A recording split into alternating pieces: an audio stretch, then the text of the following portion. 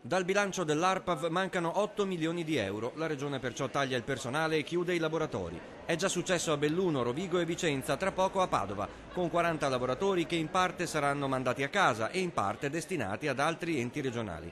100 dipendenti dell'Agenzia per l'Ambiente del Veneto hanno tenuto un'assemblea sindacale fuori dalla sede regionale di Padova.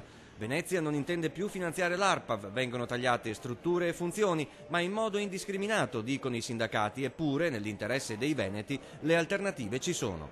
Chiediamo all'amministrazione di guardare bene in casa propria, posizioni organizzative, dirigenti nuovi, a cosa servono? L'azienda sta tagliando principalmente chiudendo i laboratori, procrastinando poi l'attività ad altre sedi.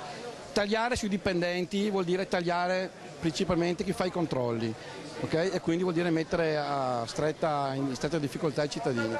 La salvaguardia dell'ambiente veneto è in pericolo, dicono lavoratori e sindacati che azzardano un parallelo con la situazione dell'Ilva di Taranto. Controllo del territorio e prevenzione dovrebbero essere le parole d'ordine per la salute dei veneti, sempre più attenti ai pericoli ambientali. Noi tutti i giorni riceviamo come Legambiente telefonate di cittadini che vedono inquinamenti o sospetti reati ambientali.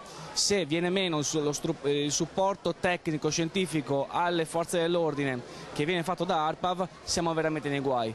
Acqua, aria, scarichi industriali, fumi di inceneritori, batteri. Questa è l'attività del laboratorio di Padova, centro di riferimento nazionale per il controllo delle acque minerali alla sorgente e punto di analisi fondamentale per una regione difficile da monitorare e a forte rischio ambientale. Questa chiusura suscita rabbia e sconcerto tra i lavoratori, molti precari da un decennio, che si sentono capri espiatori di scelte dirigenziali del passato sbagliate. Smantellare l'ARPAV significa non solo mettere in difficoltà chi ci lavora, ma anche la salute dei veneti.